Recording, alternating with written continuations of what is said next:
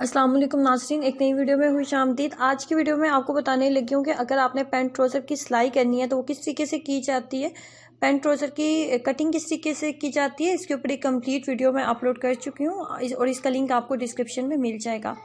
तो इसमें सबसे पहले हमने लगानी होती है सिलाई, आसन की सिलाई लगानी होती है। दोनों जो साइड्स होती हैं ट्राउज़र की, उनके दोनों साइड्स के आसन की हमने सिलाइयाँ पहले लगानी होती हैं।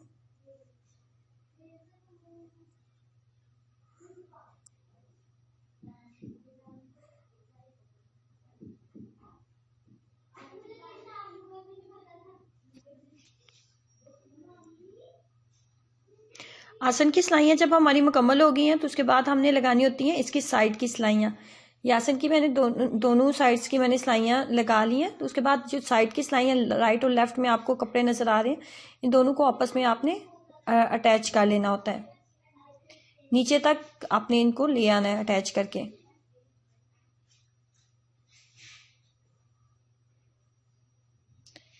दोनों साइड्स पे इसी तरीके से आप लगा लेंगे सिलाइयाँ।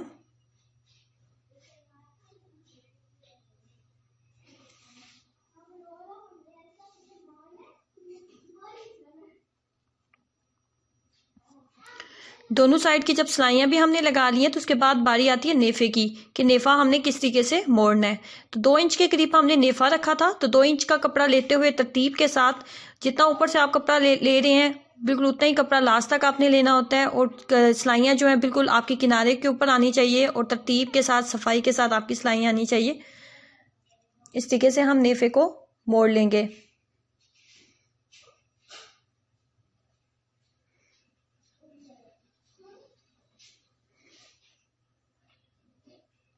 ये देखें, जितना कपड़ा मैंने ऊपर से लिया है बिल्कुल उसी तरतीब से मैं नीचे भी कपड़ा ले रही हूँ।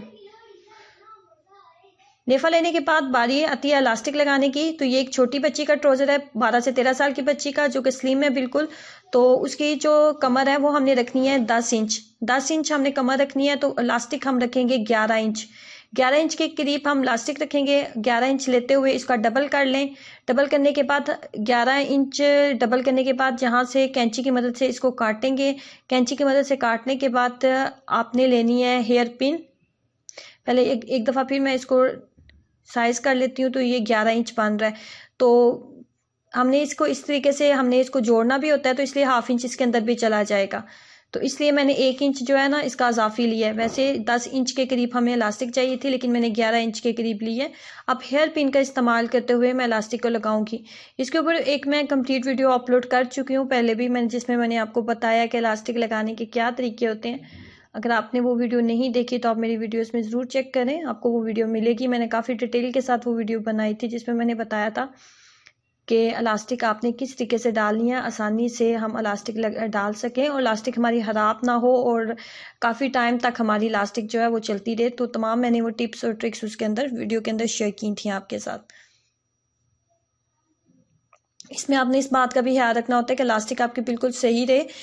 जो इलास्टिक है आपके अंदर टेढ़ी नहीं होनी चाहिए। हेयर पिन से लगाने का फ़ायदा ये होता है कि इलास्टिक जो होती है बिल्कुल सीधी आती है।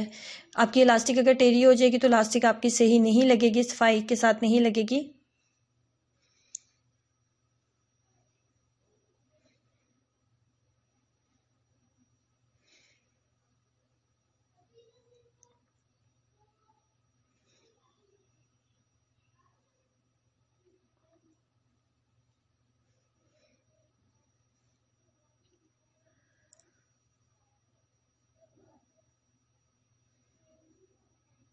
अब इसको यहाँ पे हम सिलाई कर लेते हैं ताकि ये मजबूत हो जाए।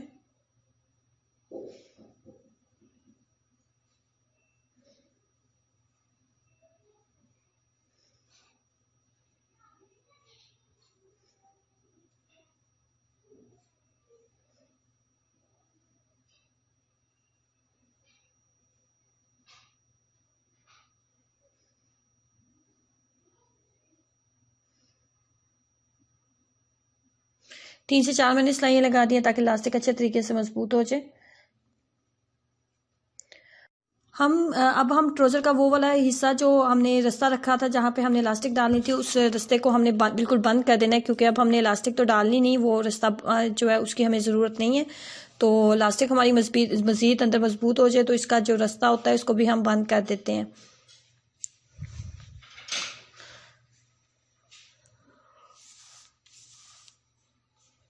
जब इलास्टिक का आपने ये रास्ता भी बंद कर दिया तो उसके बाद बारी आती है इलास्टिक के दरमियान में सिलाइयाँ लगाने की। तो यहाँ पे मशीन का जो पहिया होता है उसको बड़ा कर लेना होता है, मशीन की सिलाई जो होती है उसको बड़ा कर लें, फुल कर दें, और उसके बाद यहाँ पे आपने दरमियान में आपने जो है एक सिलाई लगा लेनी होती है।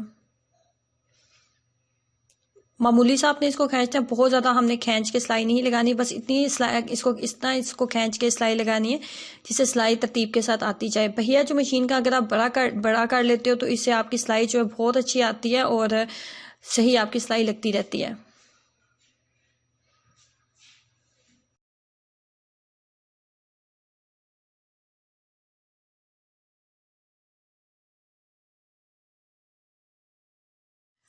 इलास्टिक हमने लगा लिया है। यहाँ पे आपने ट्राउज़र की, पैंट की, शलवार की, किसी भी चीज़ को आप सिलाई कर रहे हैं तो यहाँ पे मेजरमेंट हमने करनी होती है।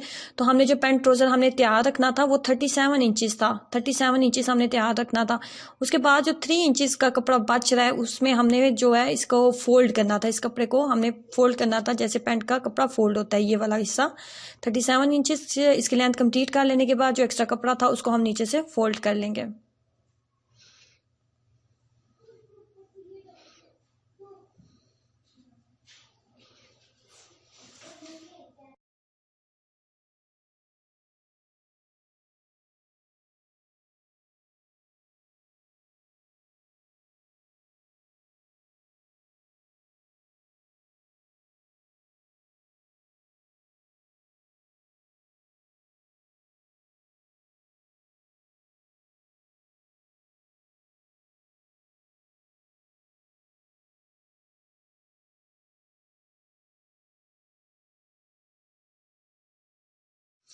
उसके बाद हम पांचे की मेजरमेंट कर लेते हैं। तो हमने पांचा जो तैयार करना था वो 6 इंचज़ था। 6 इंचज़ के ऊपर आप निशान लगाएं।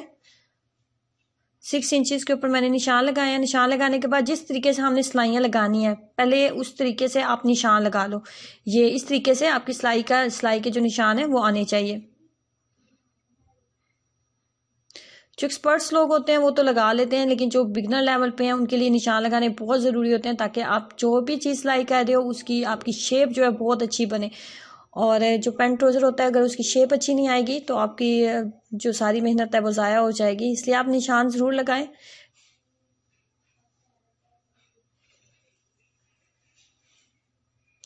वैसे हम लोग शलवार वगैरह जब सिलाई करते हैं तो उसको हम दरमियान तक इसकी सिलाई लगाते हैं, लेकिन जब आप पैंट ट्राउज़र आप सिलाई कर रहे हो तो इसकी सिलाई को हम छोड़ेंगे नहीं, रास्ते में हम इसको ब्रेक नहीं करेंगे।